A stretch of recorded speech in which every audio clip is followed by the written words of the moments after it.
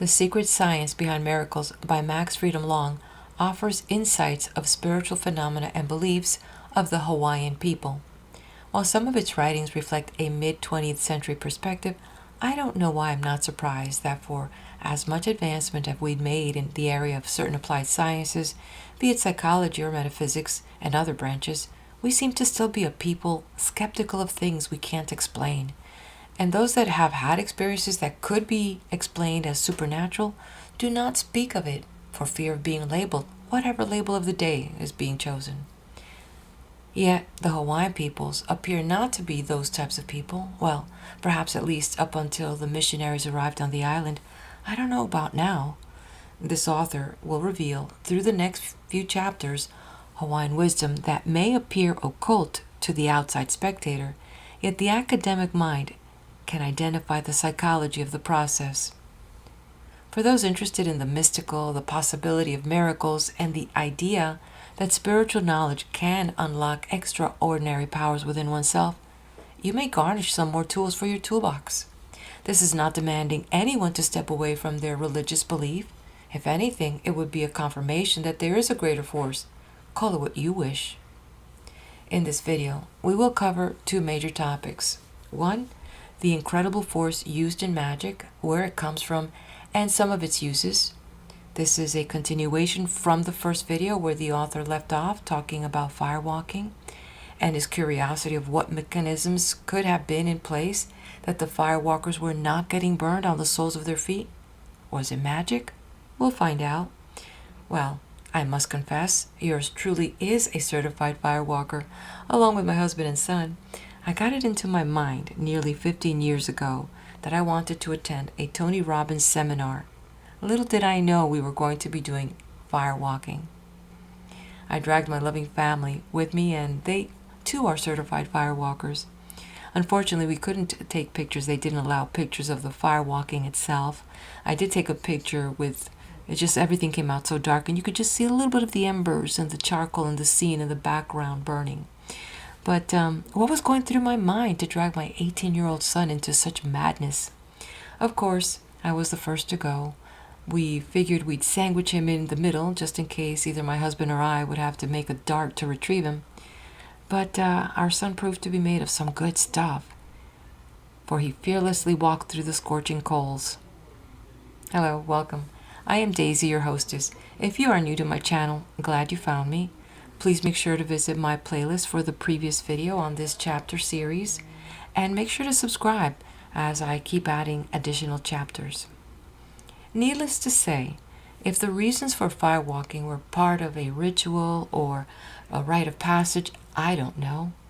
Now, speaking for myself, after firewalking a good distance on hot coals, I will assert that what you will glean from these next few chapters is a better understanding that the Hawaiian people had a very good understanding of the forces at play within the visible and invisible world we live in, and that they realized from within. From what I gather, they were not, or perhaps are not, bothered with wasting time on getting down to the science of things, and would rather focus on the living part of life. The second part of this video, the author posits that there are two souls of man, and the proofs that there are two instead of one, and goes on to expand on the Huna concept of two spirits, conscious and subconscious, dwelling in the body, as seen through the lens of those that have been preserving the ancient Hawaiian ways. With this introduction, I invite you to sit back as I turn the page. The Secret Science Behind Miracles by Max Freedom Long. The incredible force used in magic, where it comes from, and some of its uses. Before beginning the explanation of how firewalking and other magic is performed through the use of three invisible elements, which are still almost unknown in modern psychology, a few things need to be told about the religious beliefs of the kahunas. The secret, or body of information handed down from one magician to another, was what may be called applied psychology for the most part. The element of religion was very small, especially if we accept the technical definitions of religion in the best modern sense. Dr. Paul Tillich professor of philosophical theology at Union Theological Seminary, writes, "Magic is a special kind of interrelation between finite powers. Religion is the human relation to the infinite power and value. Magic is the exercise of immanent power. Religion is the subjection to the transcendent power. All religions are mixed with magic. Prayer is magic. Everything we do to gain benefits for ourselves in this life or the next is a part of magic. Magic is getting something from supernormal sources. Religion is worship of a supreme being and acceptance of whatever it gives us, whether pleasant or unpleasant. While the kahunas got from the common source of such tales, the Nile Valley and neighboring lands, the stories of Adam and Eve, the creation, the flood, and so on, and brought those tales with them to Polynesia, they did not share the concept of a personal and patriarchal God. The kahunas taught that the human mind is not capable of understanding a form of consciousness unlike and superior to its own. Therefore, all human efforts to imagine the characteristics of a final, ultimate, and supreme God were a waste of time. They believed that there must be some ultimate creative source, but they did not pray to it. Take a flower, for example. It can have but a vague idea, if any, of the cow in the pasture. The cow can have a very vague idea of the nature and motives of the herder. The herder, therefore, when he has decided that there must be a supreme being who created the universe, can picture it only as another man.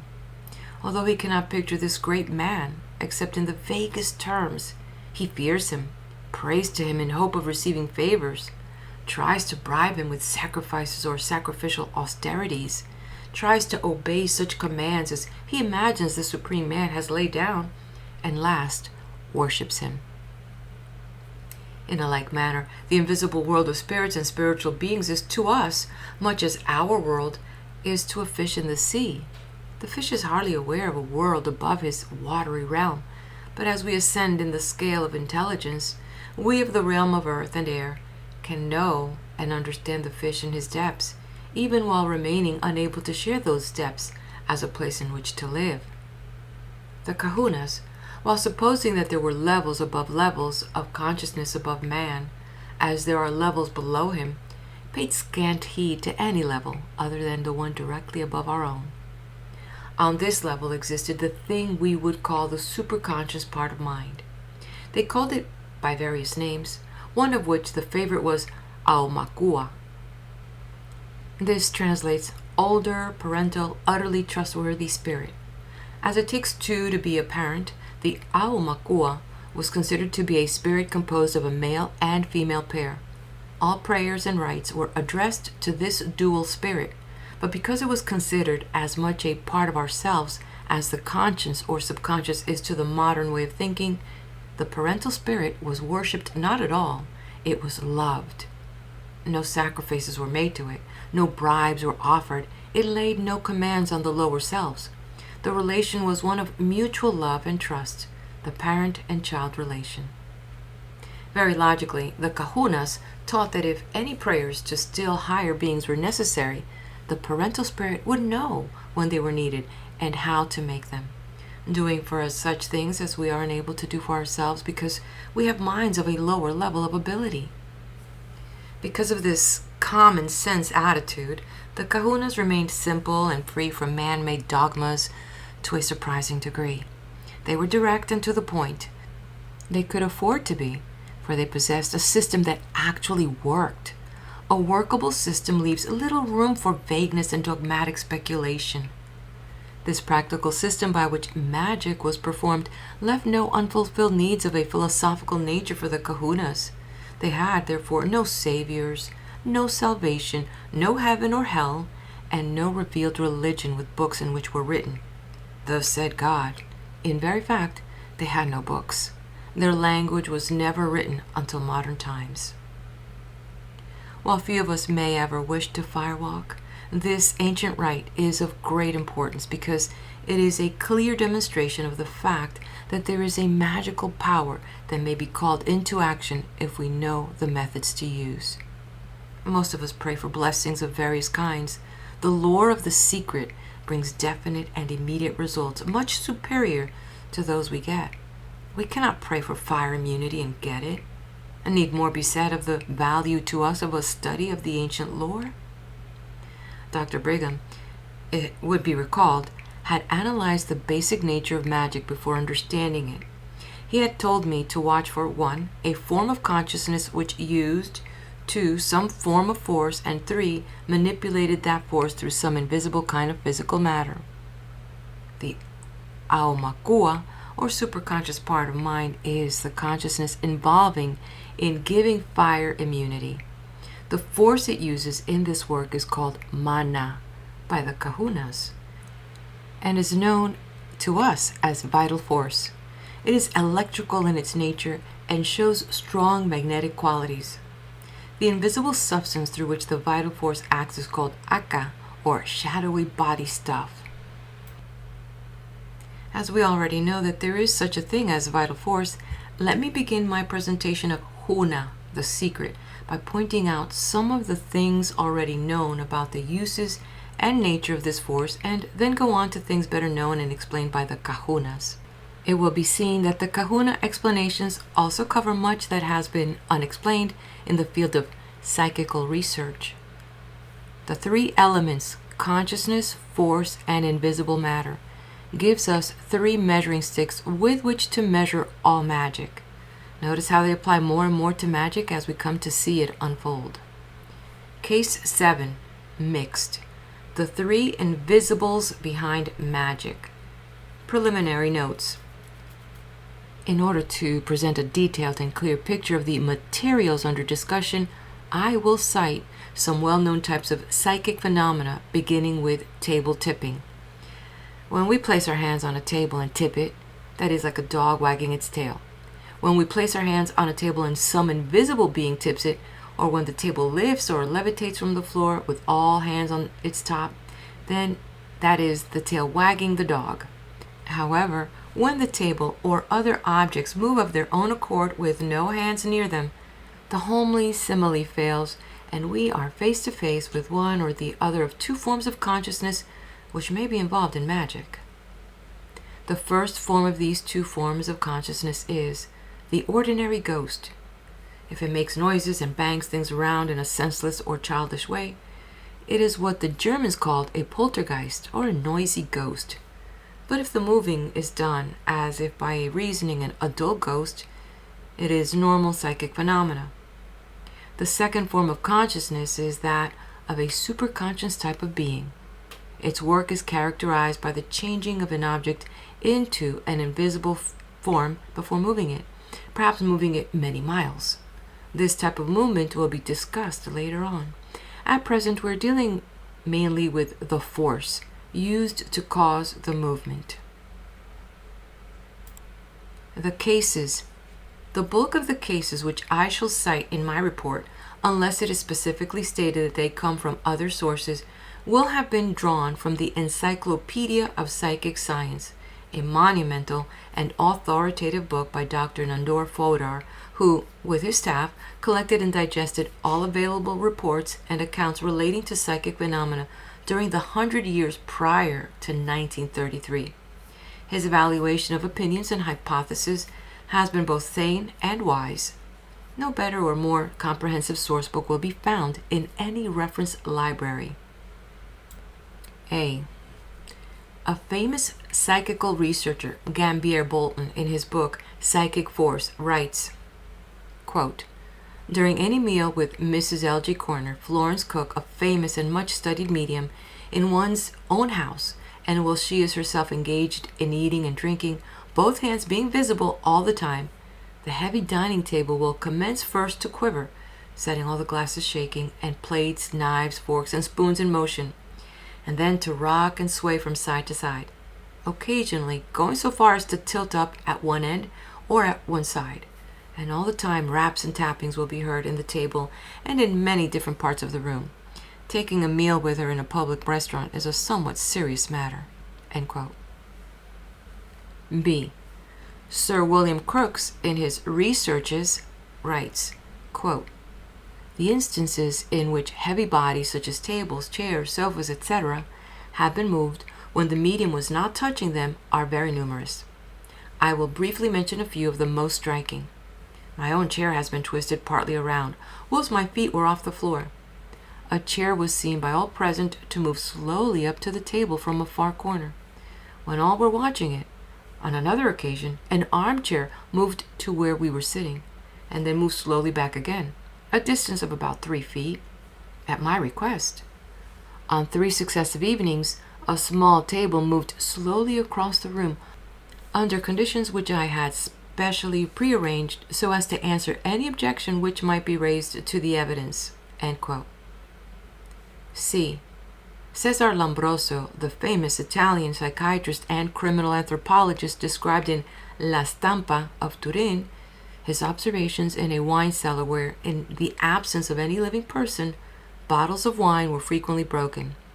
He wrote, quote, "I went into the cellar, at first in complete darkness, and heard a noise of broken glasses and bottles rolled at my feet.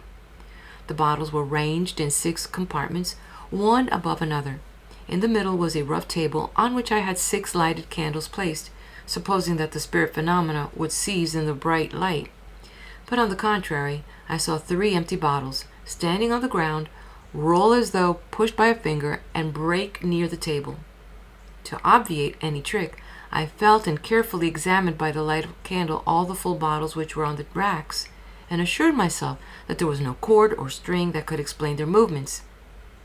After a few minutes, first 2, then 4, then 2 other bottles on the second and third racks detached themselves and fell to the ground, not suddenly as though carried by someone, and after their descent rather than fall, 6 of them broke on the wet floor already soaked with wine.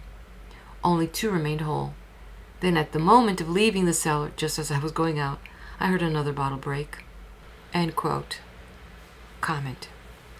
Comment on the above cases, as well as on all cases which will later be cited, will fall into 3 parts. First, we shall have to consider what is known in the modern world relative to such cases. Second, we shall have to consider what the lore of the kuhanas may add to the information. And third, we shall have to weigh all evidence as best we can in this period prior to exhaustive experimental work and make our guesses, do our speculating. While no effort will be made to divide comment into these 3 parts, the reader will do well to remember that there are these 3 very important methods of approach to the fascinating problems which confront us. As there is nothing to be learned and nothing to be gained from those who still elect to deny all the phenomena around which this investigation revolves, no time will be wasted in argument unless there is some valid objection which must be noted for its possible significance. Modern explanations of table tipping and the movement of objects by unseen agencies have not improved on the classical one that the spirits of the deceased or similar disembodied spirits are responsible for all the phenomena. The kahunas heartily agree that spirits are responsible, but give added information as to the nature and classification of such spirits. Efforts have been made to explain these mysterious occurrences without falling back on the spirit hypothesis. These efforts will bear consideration for the reason that they represent the alternative that we may accept if we discard the idea of spirits. Dr. Nander Fodder, in his Encyclopedia of Psychic Science, writes, "Exteriorization of motricity was postulated in the case of Eusebia Palladino, noted medium, by Morselli, Flournoy, Saleh, and Carrington. This motricity is thought to be a combination of electricity and vital force or nervous energy. It is postulated that this force, whatever it is, can leave the body and enter the object which shows movement. This covers the first unit of our kahuna measuring stick, that of the force or power involved. The second unit is the intelligence involved to put the force to use in moving the objects, and the third is the invisible substance used as a hand to let the force act upon the moving objects. The intelligence which causes the movement of the various objects is supposed to have the ability to cause this motricity or force to come out of the body of a living person and cause the movement. The intelligence is also credited with the ability to draw invisible, sometimes slightly visible and slightly tangible, substance from the living body of the medium mystic person or sitters at a seance, and make from it a hand or other limb through which to use the force. This substance is called ectoplasm. A different explanation is to be found in the postulation that the intelligence is the subconscious part of mind of the living medium, and that it, under certain mysterious conditions, can cause the motricity to leave the body together with ectoplasmic substance, and then cause objects to move.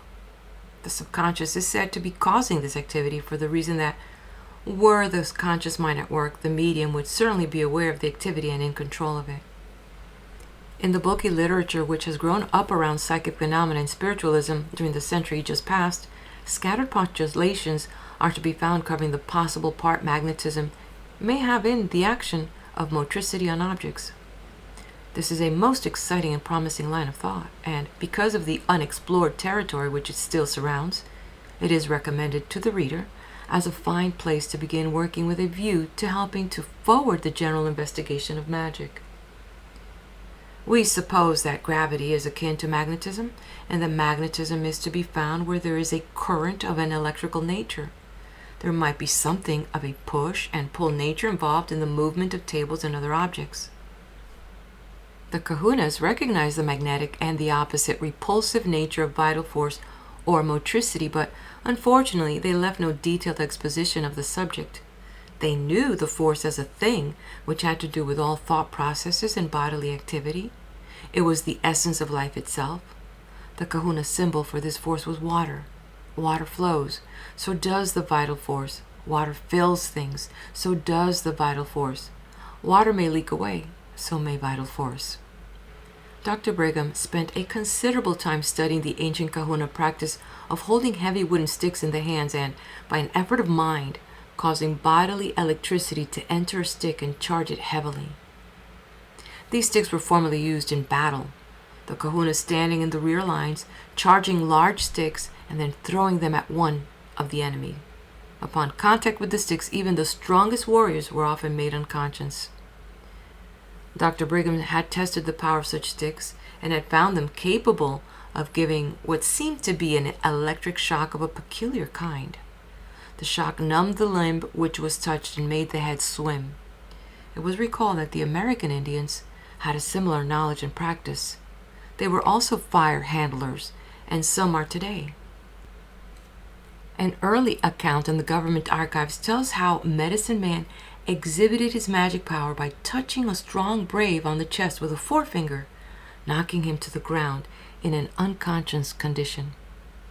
While the chance of an element of hypnotic suggestion being mixed in such performances must not be overlooked, it would seem that there is a very definite shocking power to be found in excess accumulations of a vital force. The part played by the mind and will in causing such an accumulation, either in a throwing stick or a forefinger, as above mentioned, seems very important. W.R. Stewart, during his preliminary training under Berber Kahuna, was told that vital force could be stored in wood, stone, water, and the human body, also in the invisible body of a ghost. This force could be expended suddenly and thus move very heavy objects.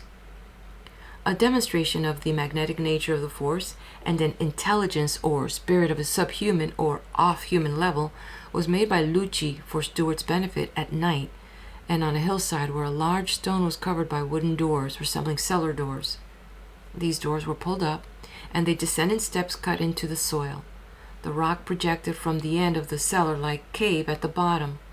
By torchlight, a hen was killed, and its blood allowed to fall on the face of the stone. An invocation was spoken, addressed to the spirit supposed to reside in the stone at times. The hen was then dropped on the ground before the stone, but it soon rose in the air and pressed against the stone. A moment later, Stewart, who had approached closer and held his torch down to have a better look, felt a powerful magnetic pull which almost jerked him forward against the rock. He was caught and pulled back with some effort by Lucci, who immediately insisted that they leave. Stewart never learned what intelligence had been invoked or what such invocations were used in the course of daily magical practice. His guess was that the spirit which had made its presence known in the rock was a nature spirit, and that it had something to do with the soil or the pasturage or weather. all very important to the bears and their herds. It was his private opinion that this spirit and its powers were inimical to man and probably dangerous to any but a skilled kahuna. Lucci had made the statement that all dealings with such spirits must follow a carefully observed ritual, and that any change in the ritual might cause trouble. Stewart had changed the usual course of the rite by stepping close to the rock at the wrong time. He was told that he should have stood back until all the life force in the hen had been absorbed by the spirit, the latter needing to use it in complying with the request made in the invocation, after which the body of the fowl would have dropped. Stewart was reminded of the many tales of jinn, or nature demons, current in Arab folklore. If some types of movement of objects by unseen forces could be proved to be largely dependent on the magnetic pull or push of electrovital force, we should have made a discovery of the first magnitude. The conclusion might be twofold. One, that the force could push or pull objects here and there without guidance from any spirit, living subconscious mind, or other intelligence.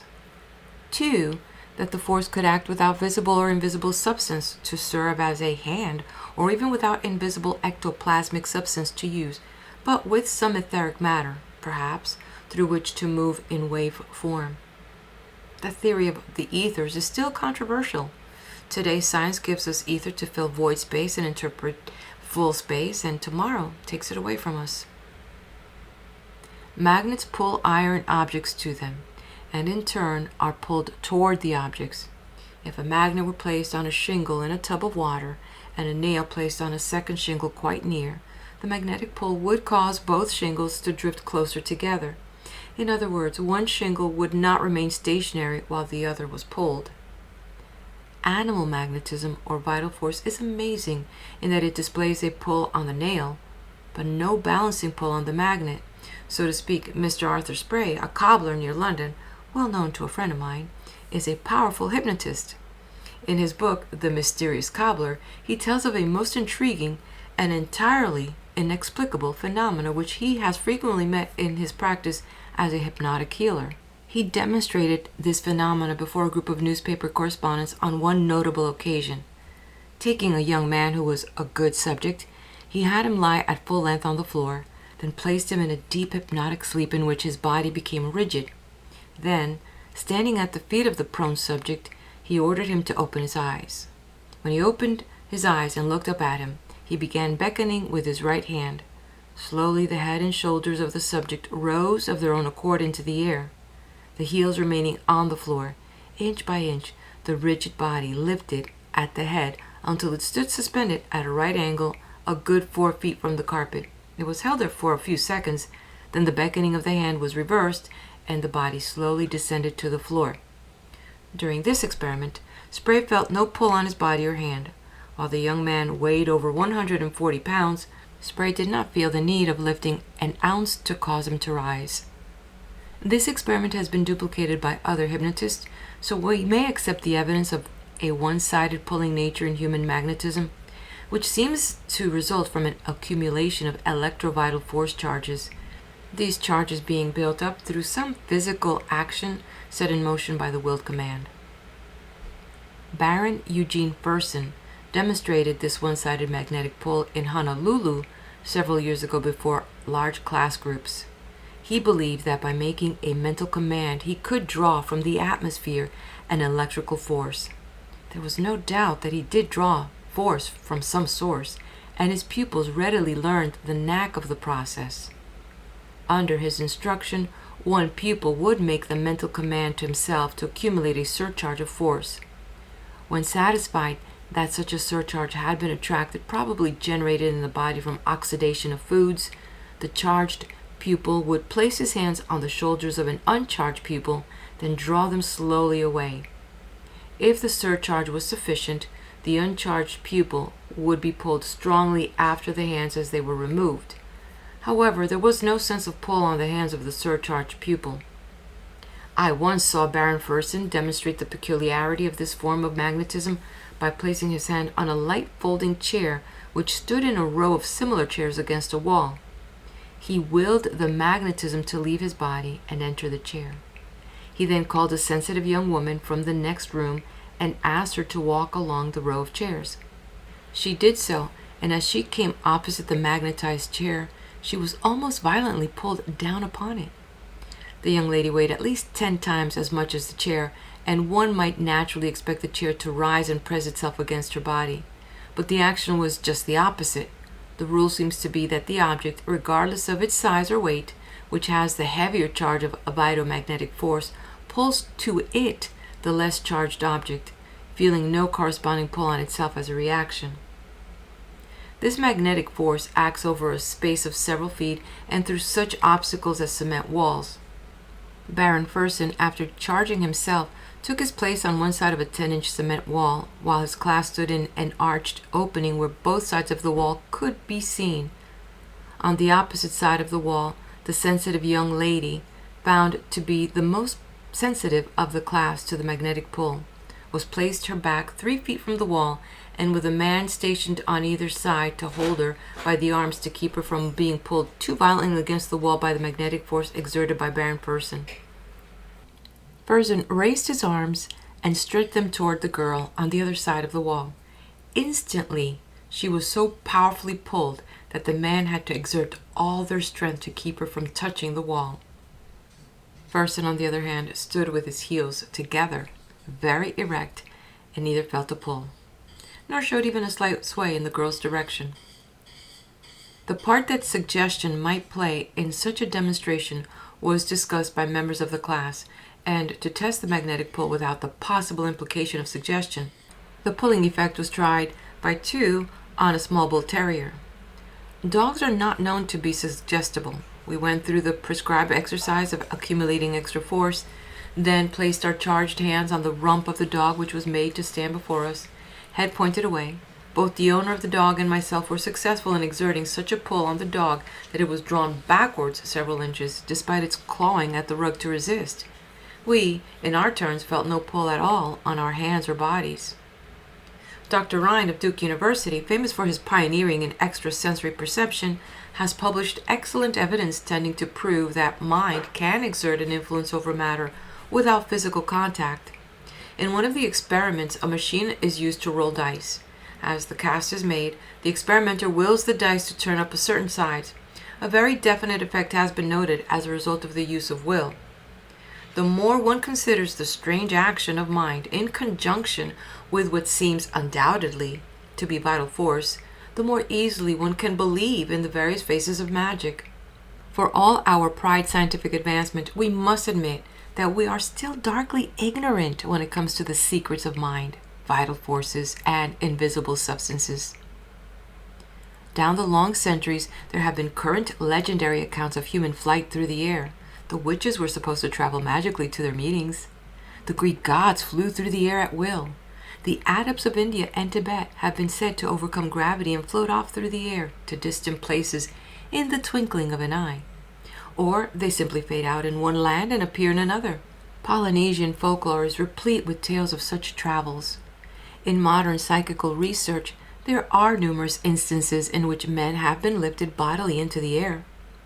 The famous medium, D.D. Home, floated horizontally out of the window of one room and back into the house through the open window of an adjoining room, this on the 3rd floor of the building. If mind has a certain control over matter, it is probably that the control is exerted in some way by means of directing the action of vital force and through it the action of magnetism or even gravity. A number of experiments have been carried on in which breathing and will were used in combination to affect gravity. Dr. Hereward Carrington, Dean of all Psychical Researchers, in his book The Story of Psychic Science, tells of his experiments with the lifting game, in which 4 people stand ready to lift a 5th with the fingers. All 5 inhale deeply several times, then hold the breath and make the lift. The person lifted feels lighter than usual. When this game was played on platform scales, the normal combined weight of the 5 people and a chair was 712 pounds. At the moment of the lifting, the scales registered a loss of weight from 50 to 60 pounds, respectively, in several tests. Baron Schrenk Notzing recorded a case in which a young man practiced breath control and was able to lift himself free of ground 27 times. The other side of this picture is more obscure, but numerous reports have it that individuals have been able, through the use of will and breathing control, to increase their weight greatly. In Hawaii, as in Tibet, according to a fairly recent book, there was used a combination of will breathing to gain magical aid in running long distances. There were specially trained messengers who sometimes held races of sorts. In carrying messages for the high chiefs, their speed and endurance surpassed by far that of men not able to use this form of magic. Another angle of this problem of vital force and its strange motor and magnetic phases awaits exploration. This is the healing power. From time immemorial, there has been the practice of the laying on of hands to cure the ailing. It was always apparent that some people had more of this healing power than others. Kings were supposed to have it as their natural right. In religion, prayer accompanies the laying on hands. In Kahuna practice among the Berbers, W.R. Stewart describes cases of immediate relief from pain when his teacher laid her hands on the sick. She told him that her magical force was so strong that it left her body and went into the sick one through the simple process of touching with the hands. In more serious cases, she said she would make a ritual prayer and take time to ready the patient with psychological and ritual cleansings. In Hawaii, the transfer of vital force from the kahuna to his patient or to the spirits of the dead for special ends was common. Baron Fersen told in his Honolulu classes of a peculiar effect which he had noted frequently when placing his hands on another for healing or other reasons. There seemed to be a return flow of negative force. This negative return flow carried substances with it such as alcohol and nicotine. Fersen told of having accumulated an excess charge of the force. He called it the universal life force, then placing his hands on the shoulders of an intoxicated man, when the amazing result that he himself became intoxicated to a degree, while the drunk man became almost entirely sober within a few minutes. Mediums at spiritualistic seances have reported such a strong transfer of nicotine from heavy smokers in the circle, hands joined to cause the flow, that they suffered all the symptoms of the nicotine poisoning. With heavy smokers removed from the circle, the symptoms fail to appear at later sittings. I have watched natural healers lay hands on the sick, making at the same time suggestions that they are drawing out the poisons and illnesses with strokes of their hands, and were shaking these off their hands, making gestures as of shaking water from fingertips. Nearly all such healers are convinced that they actually do draw invisible substances from the sick. Most of them, after finishing their treatment, wash their hands and arms in water, suggesting that they are cleansing themselves of any of the harmful invisible substances drawn from the patient. From my personal observations and studies of this method of healing, I have become convinced that almost any healthy person can help the sick by laying hands on them and making a willed command that his force enter the patients and strengthen them. The use of the will, if accompanied by the spoken word, forms a suggestion which may be highly effective. Mesmer, who discovered mesmerism over a century ago, was not aware of the potency of suggestion in connection with a transfer of what he called animal magnetism. However, he had practiced accumulating a surcharge of vital force, which holding a magnet from which he thought he was getting the force until he was highly proficient. If we are to believe the accounts of what he was able to do with the charges of force, he demonstrated healing power so well that he became famous. At first, he laid his hands on his patients directly. Later, when there were too many patients for individual treatment, he made the willed effort to transfer his force to tubs of water from which iron rods extended. The tubs of water once charged, the patients then approached and grasped the rods. The descriptions of the effect on the patients leave no doubt but that mesmerism was a working force.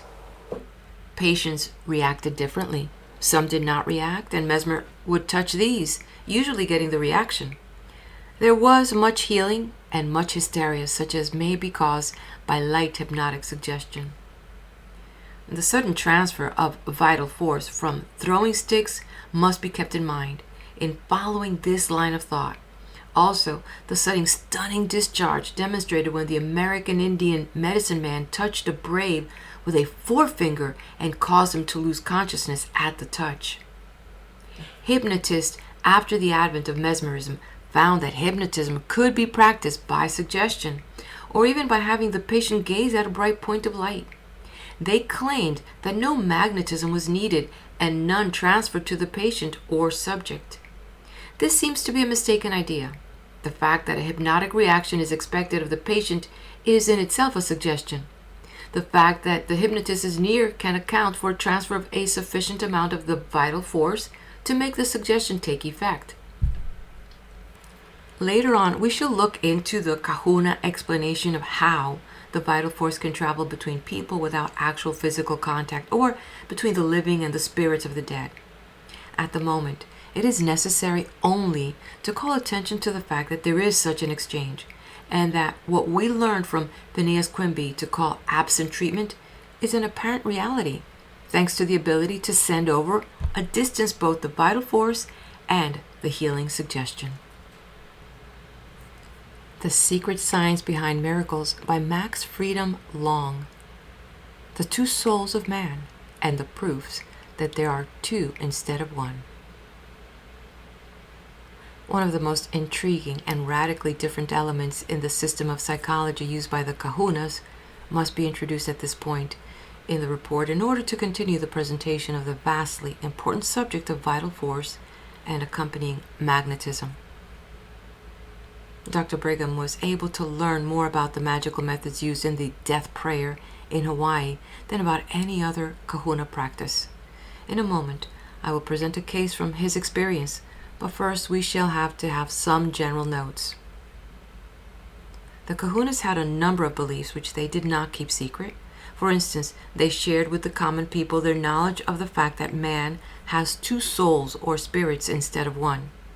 The early missionaries thought this a most droll and idiotic concept, worthy only of heathen and savages. To them, a man had but one soul, and their job was to save it if possible. As they arrived in Hawaii in 1820, and the subconscious was not discovered by Freud until over half a century later, they can hardly be blamed for laughing at the Kahuna beliefs. The Kahunas went a step farther than modern psychology has gone, except for some of the most advanced thinkers, amongst whom was William McDougall, early mentor of Dr. Rhine, and a pioneer in the field. The Kahunas knew that the subconscious, as we call it, was one spirit, and the conscious mind another. They dwell together in the body, each soul or spirit or self or psyche, call it what you will, performing its part in the general task of living and thinking. Each of our two spirits has its own mental abilities. The subconscious, unihipili, can remember but has only elementary reasoning power, such as a dog or a horse may have. On the other hand, the conscious, uhane, cannot remember a thought once it has let it go out of its center of attention. It has to depend on the subconscious to give back any thought needed as a memory. Sometimes the subconscious cannot find the right memory when it is desired, and often it must be given time to make a search.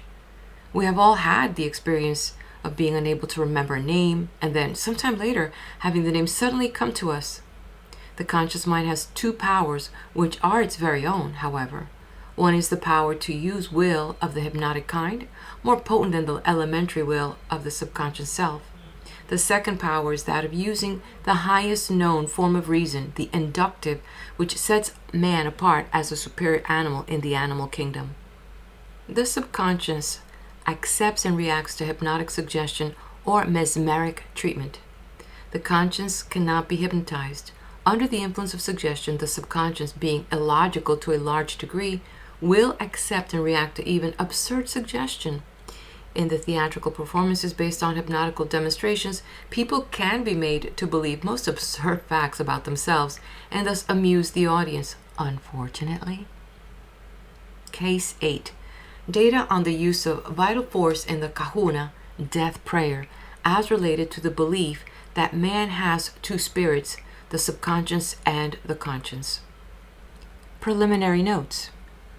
During my years in Hawaii, the stage play The Bird of Paradise was advertising Hawaii. its volcano, and the kahunas with their death prayer throughout the civilized world. Hardly a tourist arrived in Honolulu who had not seen the play and learned of the deadly use of magic by the native priests. One of the questions most frequently asked by visitors concerned the verity of the death prayer. Usually they were told that there was nothing to it, or they might be treated to wild tales of death through this form of magic. The truth was that over a period of several years, during which time I checked the data through doctors frequenting the Queen's Hospital in Honolulu, not a year passed but one or more victims of the potent magic died. Despite all the hospital could offer in the way of aid, and the old-time doctors had recognized the familiar symptoms year after year. There were several kinds of kahunas in Hawaii before they ceased almost entirely to understand the ancient lore. Some were hardly more than spiritualistic mediums, some were prophets, some labored to control winds and weather. A few were able to perform almost any part of the magic, be it healing or controlling the elements. Among the specialists were kahunas who might have several magical abilities, but who also could use the death prayer, anana. The ability to use the death prayer was based on a mechanism so strange, and to us so fantastic and incredible, that it stretches the imagination to grasp it before we understand the full details of kahuna lore. As I have explained, the kahunas believed that man had two spirits, the lower or subconscious one being illogical and subject to the influence of hypnotic suggestion. To become able to use the death prayer, a kahuna had to inherit from another kahuna one or more ghostly subconscious spirits, or he might, if sufficiently psychic, locate subconscious spirits or ghosts and use hypnotic suggestion to capture them and enslave them. In very early Hawaii, prisoners of war or another unfortunates were sometimes given what apparently was hypnotic suggestion in a potent form to cause their subconscious spirit after death to separate itself from its conscious mind spirit and remain as a ghost to serve as guard at sacred stone enclosures or native temples of the degraded form of kahunaism. It is probable that some of these unfortunates were given orders to serve kahunas in the death prayer magic after they were executed. In any event, the kahunas in question had one or more, usually about 3, of these enslaved ghostly subconscious spirits. When a person was to be prayed to death for any one of many reasons, the kahuna called to him his enslaved spirits and gave them mesmeric orders to absorb mana from food and drink placed on a mat on the ground and surrounded with ceremonial objects such as small white stones and certain pieces of wood. This mana was vital force, such as we have been discussing. It was undoubtedly transferred from the body of the kahuna into the food, drink, and ceremonial objects which were called the papa or forbidden. It was thought that when the mana was taken from the food and drink, some of the substances were also taken, especially alcohol from gin, such as the papa in later days. Recall Baron Person's experience with the transfer of intoxication from a drunk person to himself. The spirits were also given very definite instructions as to what they were to do with the force. They were to catch the scent from a bit of hair or soiled garment belonging to the intended victim and follow it much as a dog does a track. Upon reaching the victim, they were to await their chance to enter his or her body. And this they were able to do because of the power to use as a paralyzing shock the surcharge of vital force given them by their master. The order which the spirits were trained to obey was recorded in one case. It was, "Oh, Lono, listen to my voice. This is the plan. Rush upon, blank here so you can enter the person's name. And enter. Enter and curl up and straighten out." The curl up and the straighten out has other meanings than we give the words in English. The process was one of entering the body of the intended victim or attaching themselves to it. That done, the vital force of the victim was taken by the intruding spirits and stored in their ghostly bodies, of which we have much to say in due time. As the vital forces of the victim were withdrawn from the feet, a numbness came to them which rose gradually over a period of 3 days to knees, hips, and finally to the solar plexus or heart, at which time the victim died. With the death had been accomplished, the spirits left the body, taking with them their great charges of vital force, and returned to their masters. If the victim had been rescued by another kahuna, and the spirits sent back by him to their owner their hypnotic orders to attack their master, they might make such an attack with fatal results. In order to avoid such a danger, a magic ritual of cleansing was usually performed by the kahuna sending out the spirits, kala. Or, as was most often the case, the person who had hired the kahuna to send the death prayer to another, and who had vouched for the fact that the intended victim deserved such a drastic punishment, would be named as the one responsible and to be attacked should another kahuna send the spirits back before their attack was accomplished. In the event of a return from a successful mission, the kahuna ordered his spirit slaves to play until they used up the vital force they had taken in the process of killing the guilty one. Their play usually took the form of what we called poltergeist activities. They would move or throw objects, make loud noises, and create a bedlam of some proportions. Dr. Brigham once heard a great commotion in the hut of a kahuna at night, and was later told that the spirits were at play in this manner. None of the usual explanations of the death prayer, such as the use of a mysterious poison or of dying of superstitious fear, were true. Almost never did the victim know that he was about to be killed by magic. To illustrate this, let me tell of two cases in which the fear element could play no part. The cases: A. A young Irishman came to Honolulu with the first of the modern taxicabs. He was rough and ready.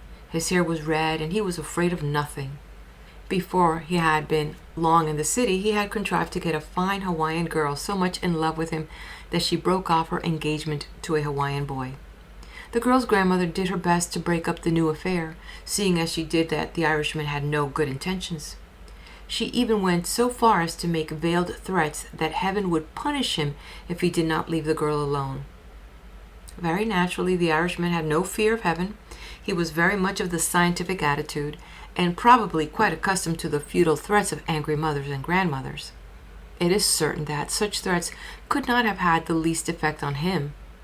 One day his feet went to sleep. He did his best to right matters, but the prickling numbness crept slowly upward. In the course of a day he had passed through the hands of 2 doctors and landed in the hospital. Every effort was made to discover the cause of the malady, but no cause was found and no treatment availed. In 50 hours, the prickling had reached his waist.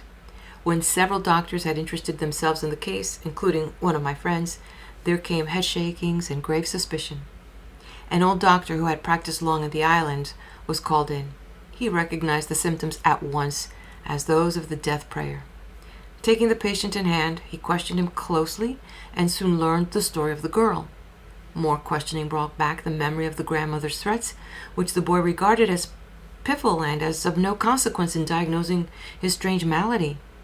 Saying nothing, the wise old doctor set off to visit the grandmother. Later, he gave the substance of the conversation he had with her. "I know that you are not a kahuna and have had nothing to do with this case, Grandma," said the doctor. "But, just as a friend, will you tell me if you think anything could be done to save the man?" "Well," said Grandma, "I know nothing about the matter, and I am no kahuna, as you know. But I think that if the man would promise to take the next ship for America and never return it even right back, he might recover." "I will guarantee that he will do just those things," said the doctor. "All right," said Grandma imperturbably. The situation had to be explained over and over again to the unbelieving Irishman, but when the idea finally was driven home to him, he became terrified and was willing to agree to any terms. That was in the early afternoon. That night he was on his feet again and able to catch a Japanese ship for the coast. B. I will give the next case as I transcribed it from my notes shortly after an evening spent with Dr. Brigham. I will use his words as nearly as possible. "I went to Napupu on the Big Island," said Dr. Brigham, "soon after the museum was built. I wanted to climb Mauna Loa to collect indigenous plants. It was to be a 3 weeks trip with native guides and a pack train. At Napupu, I spent 5 days getting men and pack animals together, but finally set out with 4 Hawaiians and 8 horses and mules. It was good weather, and aside from the usual difficulties of those days when trails were all but lacking, we got on very well. I had reached the barren country above the rainforests and was making for the summit crater of Mauna Loa when one of my boys became ill. He was a strong lad of 20. I left him behind with a man to care for him and went on to the summit, thinking it was the altitude which was bothering him and that he would soon be all right. We spent the day in the crater and got back to the lower camp and the sick boy early in the evening. He was stretched out on a blanket, now too weak to rise. I decided to move him to a lower level the next morning and was about to sit down to my evening meal when one of my older men came to me. "That boy very sick," he said. Then, after much beating about the bush, it came out that the Hawaiians had decided that he was being prayed to death. I was slow to believe, but went to the boy and questioned him. "Do you think you are being prayed to death?" I asked. "No, no." He was instantly frightened within an inch of his life. I next asked him if he had any enemies who might want to have him killed. He could think of none, and was more than anxious to have me say that I still thought it was the altitude that was bothering him. I made another and more thorough examination, but found nothing significant except the usual symptoms of slow paralysis of the lower limbs and threatening general collapse, of all which symptoms belonged to the death prayer. At last I became convinced that the old man was right, and that some kahuna was at work. When I admitted this, all the men became frightened. For all they knew, the whole party might be killed. I went back to my meal and thought things over. Meantime, one of the men kept on questioning the boy. After a while, he got some interesting information. The boy's home was on the windward side of Hawaii, in a little out-of-the-way village in a narrow valley which ran to the sea. There was little to bring the haoles, whites, to the village, and its old kahuna had endeavored to keep the people isolated and living in the old way. Among other things, he had commanded them to have no dealings with the haoles under penalty of being prayed to death. The boy had left home and gone to live in Kona several months back. He had all but forgotten the command. Up to the time of my arrival at Napupu, the boy had lived entirely with his Hawaiian friends and had not come into contact with white men, at least not in a business way. When I was hiring men for my trip up the mountain, he had joined me without a second thought. It had not occurred to him that the command still held outside his village. As I heard about these things, I became more and more angry. My temper was no better in those days than it is now when it comes to someone injuring my friends. I sat there wishing I could lay hands on the kahuna, and also facing the fact that my work would have to stop if the boy died, and I had to take him down to the coast. While I was thinking things over, the old man came to me as spokesman for the others and made a perfectly natural suggestion. He politely called my attention to the fact that all Hawaiians knew that I was a great kahuna and even a firewalker. To him it seemed simple enough that I should adjust matters by praying the kahuna to death and saving the boy. The band waited expectantly, and I could see in their eyes their confidence that I would turn back the death prayer and that all would be well. On my part, I was concerned. I had bluffed for years, and now my bluff had been called. I was most uncomfortable. If I refused to do the obvious thing, they would be sure that I was afraid of the kahuna and not the strong fellow I pretended to be. Now, I've always had a considerable pride, and at the thought of showing what might be mistaken for the white feather before my men, I decided there and then to try my hand at sending the death prayer back to the kahuna. This is perhaps the easiest thing an amateur magician could be called upon to do. The spell had been initiated and the trained spirits sent out. All I had to do was to put up the usual big arguments to talk the brainless things over to my side, and then exert all my will to send them back and make them attack the kahuna. I felt this would be fairly easy, as the boy was guilty of no actual sin. It was a long way from the tea leaves which are usually brushed over the victim as a part of the ceremony to help drive out the spirits, but I had never believed them very necessary. Moreover, I was angry and impatient. I got up and said to the men, "You'll know that I am a very powerful kahuna?" They agreed most enthusiastically. Then watch me, I growled. With that, I went over to the boy and set to work. The trick of the thing is to put up an argument of such cunning that the spirits will be made to think that their master must be a devil to send them to kill one so pure and innocent. I knew that if I could win them over and get them worked up to a high emotional state and ready to revolt, I would be successful. Of course, I had to chance the kahuna having Kaho'olawe cleansed himself, but I thought that improbable, as he would have no fear that I would send back his death prayer. I doubted if he had ever heard of me over on that side of the island. I stood over the boy and began to advance arguments to the spirits. I was smoother than a politician. I praised them and told them what fine fellows they were, how deserving and clever. Little by little, I worked around to tell them how sad it was that they had been made slaves by a kahuna instead of being allowed to go on to the beautiful heaven that awaited. I explained just how they had been captured by the kahuna and imposed upon. I told them how pure and innocent and good the boy was, and how black and vile the kahuna was. I still consider that argument a masterpiece. The Hawaiians blubbered from time to time as I described the pathetic condition of the spirits. Finally, I decided that I must have the spirits ready to pull the kahuna limb from limb. I was ready to give them the command to return and visit the kahuna with 10 times the punishment he had ordered for the boy. I could bull roar in those days with the best. I can yet. The doctor threw back his head and gave a roar that shook the house. Well, I gave my commands in about such a tone. I yelled so loudly that I frightened the pack animals. The men drew back hurriedly, and the boy whimpered like a frightened child. It was a supreme effort, mentally, emotionally, and physically with me. I put every particle of will and concentration into that command.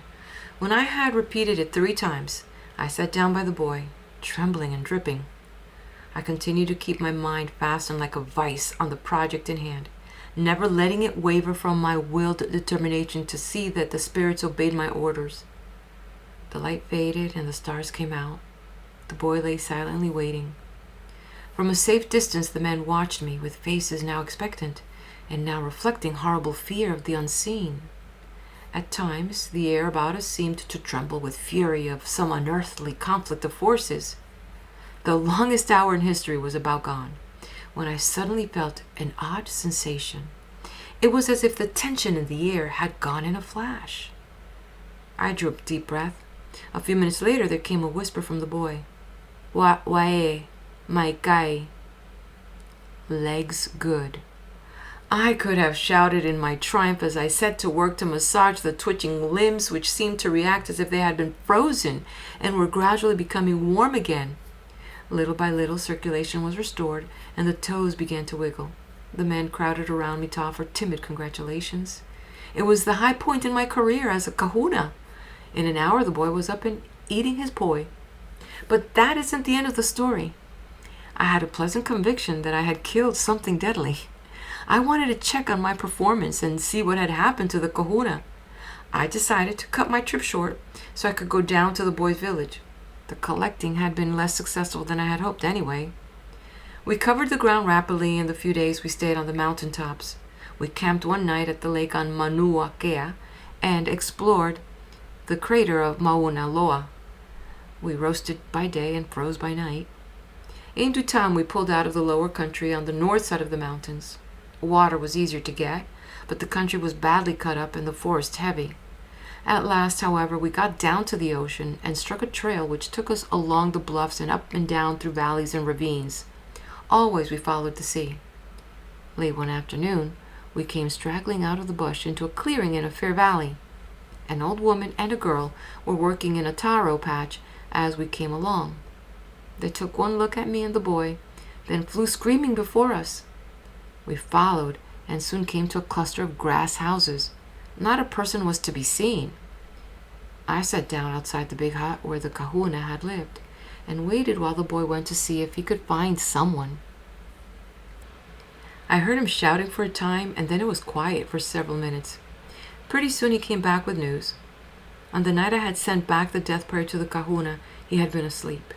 He had awakened with a scream and rushed around to get tea leaves and began to fan himself to fight off his spirits.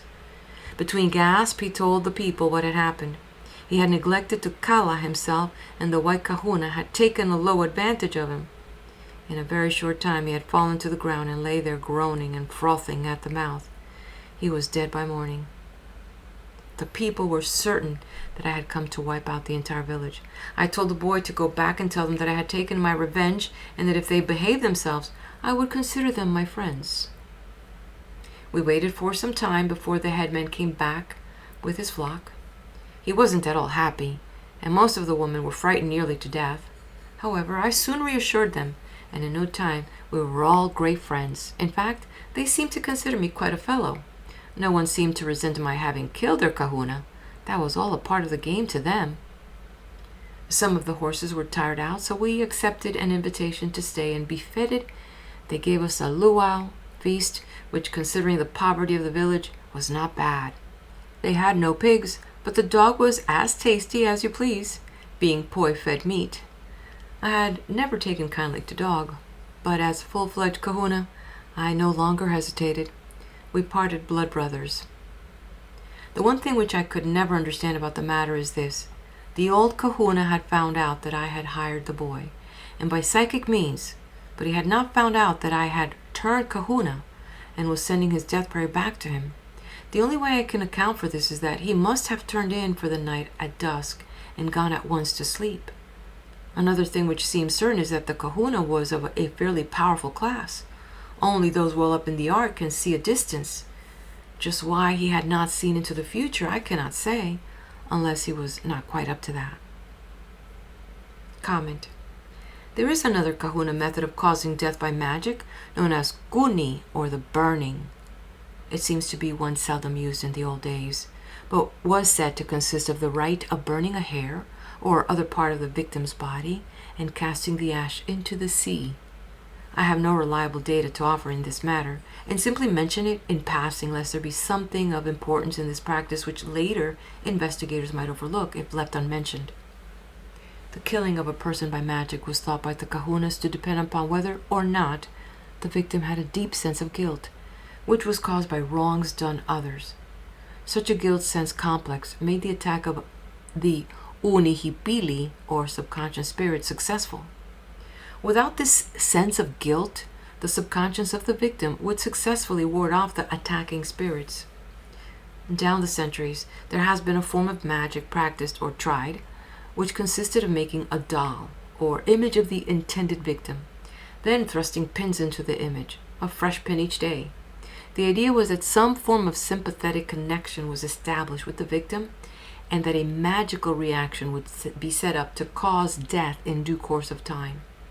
While this practice may have little potency, it cannot be tossed aside contemptuously. We are on the far forward fringe of exploration in a field which has not been fully explored. We must consider all possible sources of information lest we overlook some important clue to the full understanding of such things as instant healing. The vital force, or mana, of the kahunas has three strengths.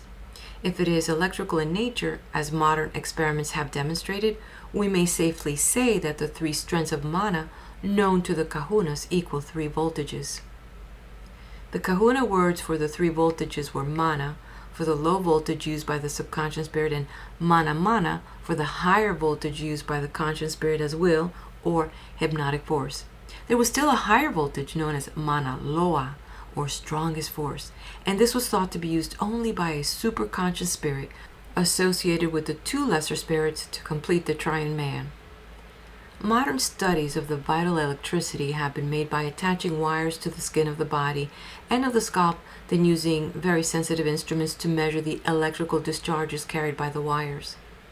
Life magazine files shows in the issue of October 18, 1937, some pictures of tests with charts and graphs. 2 voltages of electricity have been found, a low voltage in the body tissues and a higher voltage in the brain. From this, it has been discovered that all thinking involves electrical activity of the higher voltage of vital force. The kahunas associated all thinking processes with mana, The word mana o means to think. The o added to show that the process is one of using mana to produce thought. From the foregoing, it will be seen that the ancient kahunas were good psychologists.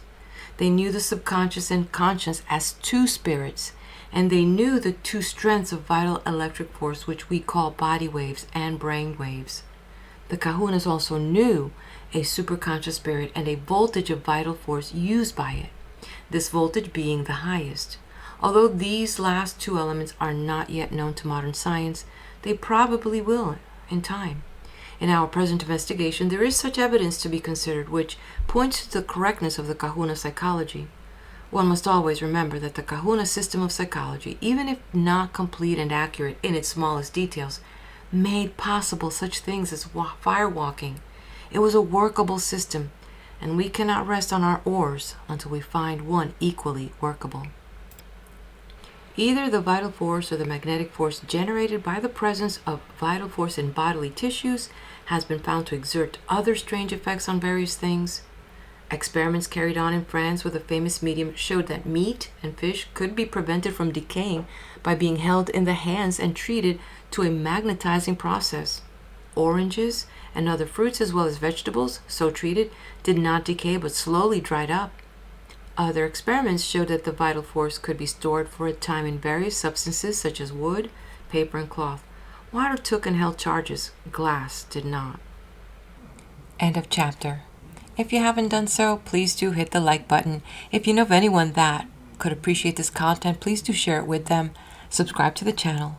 And meet me at the next video where the author is going to share about the kahuna system, and also he's going to talk about that third element in magic, that of the invisible substance through which consciousness acts.